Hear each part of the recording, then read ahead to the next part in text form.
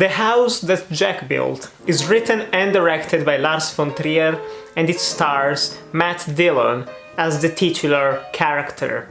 And this has been one of the most anticipated films of the year for me ever since it premiered at Cannes. And it's not because of the controversy, and it's not because of the content itself. It's because of the director, Lars von Trier. And Lars von Trier has become, in recent couple of years, one of my favorite directors. All of his films that I'm still trying to watch, they are interesting and unique. And I'm a sucker for movies that do unconventional things. And especially, I do love a film that doesn't give a damn about political correctness, or actually plays with the constraints of modern culture to push the boundaries forward of what is possible in films and of what is acceptable. But it's not easy to talk about a Lars von Trier film. They're hugely divisive, they are very, very tough to watch in one way or another. So I'm gonna try to do my best to sell you on the movie while also giving you some warnings, because The House That Jack Built is about a serial killer. He's played by Matt Dillon, and he's having this inner monologue, this conversation with Verge, played and voiced by Bruno Ganz. And Jack is talking about his career as a serial killer. And he was an engineer, he always wanted to be an architect, and he ends up making of his kills a form of sick and demented art. And this is a film that I'm usually one of those people, one of those reviewers who likes a film when you can both appreciate it on a purely superficial level, with what is happening in the story, and on a deeper level. And this is one of those films that works in both ways. You can watch this as a simple analysis, character study of a serial killer, but the best way to analyze this film is by analyzing Lars von Trier's career. And this is supposedly, allegedly, his final film, and it could have been a better film to end his career on, because this brings together almost all of his motifs. There are a lot of callbacks in this film. There are some literal references to his previous work, uses of music, the style. There's a lot to unpack, so much so that this is almost a film that requires a second viewing. Probably if you hated it, the first viewing was already enough. And this is a film that I really do want to rewatch multiple times, because especially after having watched almost all of his films, of Trier's films, because he said publicly, especially to Matt Dillon, who is a very interesting guy. I've been watching some interviews with him, he's fantastic. And this is pretty much almost not an autobiography, but a self-analysis of von Trier. We've got this failed artist, I'm talking about Jack, a failed artist who is trying to improve his art over the years, and by art I mean killing people in more extravagant ways, using their bodies to create some forms of sick statues, and meanwhile he's building a house, but he's constantly rebuilding it and changing the design. And this is pretty much von Trier trying to improve his art over the years, and but not always doing the right thing. He is admitting that, not always trying to improve for the better, because we see the film is set pretty much in a course of 12 years. We see 5 incidents in the life of Jack, 5 different cases of murders that he's had, and we see him change as an artist. Let's say at first he doesn't really know what to do, then his OCD is acting up, so he's always trying to do everything in a perfect way, but then he starts losing up a bit, he starts improvising, he starts doing some crazy batshit insane shit. And not everyone is going to like this film.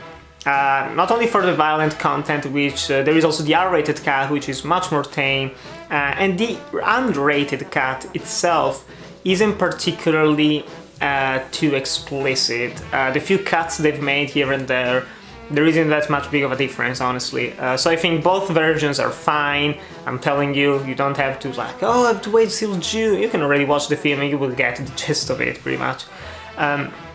but it's very much trying to do everything that it can to piss a lot of people off. And to me, like I've said, I'm a sucker for these things. And it also has to be analyzed not in a way that is just justifying what is happening. There is a scene where Jack is shooting a woman with 2 children, and it's very disturbing, but you're not meant to watch it in a satisfying or glorifying way. It's meant to be disturbing, and it's fucked up, it's messed up. The setting of the scene especially reminded me a lot of concentration camps in this open field with barbed wire everywhere. But that's not the point of the film. He's trying to criticize our culture's passion for violence by giving us exactly what we want. And the crazy thing is that I'm reading some people talk about this film and they're like, well, I was hoping it would be more violent. Like, what the fuck were you hoping for? You have got a film where a director is pretty much condemning this type of behavior, of condemning his own behavior, because with films like Antichrist he's pushed the envelope quite a lot with explicit violence and sexual content, and still people wanted more? When you're watching a film that's pretty much saying this is messed up, I'm giving you extreme violence and you're not meant to like it, and people wanted more of it? It's weird. It's weird how people are reacting to this film, but honestly, I loved it. I loved it also because of Matt Dillon's performance, which is absolutely a career best. He's always been kind of an underrated actor. I've never given him that much thought, honestly, I'm not gonna lie. He's been in some good movies, especially by Francis Ford Coppola, The Outsiders, Rumblefish, but this one is his career best, his career-defining performance. And there are a lot of other great actors in this film, but he carries it throughout the entire film. And his conversations with Bruno Ganz, they're very similar to the conversations between Joe and Seligman in Nymphomaniac. And they talk about philosophy, they talk about art, they talk about life, death. And I'm a sucker for that. I love philosophy. I love people just talking about very abstract things, and that is gonna piss some people off because you see von Trier's ego, you see some repeated moments and what have you, but that's just a personal thing. I love these types of movies that talk about philosophy, that talk about art in very unconventional ways. And the majority of the film is shot handheld, is very reminiscent of films like Breaking the Waves, his earlier films in his career. But then you've got the epilogue. And the epilogue of this film goes into the literal hell. It's fantastic. It's probably my favorite sequence in a film this year. It was brilliantly made. It's a mixture of claustrophobia and epicness, with shots highly reminiscent of the extreme slow-mo present in Melancholia and Antichrist. And as I've said, those are all different elements from his various films. It's very much combined everything that we love about his cinema.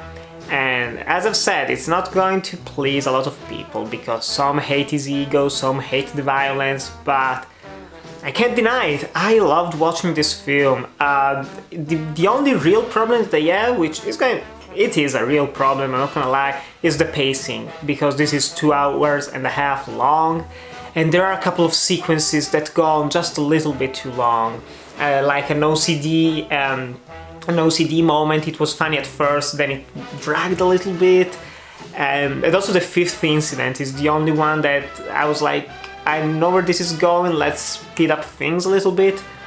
But then again, no film is perfect, no pacing is ever perfect in a film, but in this type of film, the weight, the anticipation for the violence, the anticipation for the climax, it's very rewarding.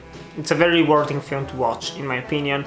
Then again, I'm really curious to hear your thoughts on this, because not everyone likes von Trier, not everyone likes this film, but as of right now, yes, it's one of my favorite films of the year, because it tackles subject matter, it tackles some themes that are really, really appealing to me.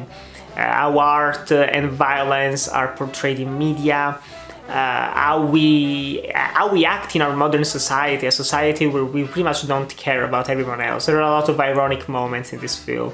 It's quite funny, yeah, it is, but also incredibly brutal. But still, guys, I'm really curious, really curious to hear your thoughts in the comments below. I want to start a discourse, please, I need someone to talk about this film with, so definitely write in the comments below your thoughts, your opinions, because I'm really curious. But still, guys, have you watched The House That Jack Built, and which is your favorite Lars von Trier film? Tell me in the comments below. Thanks for watching, remember to like, comment, subscribe, and I'll see you in the next video.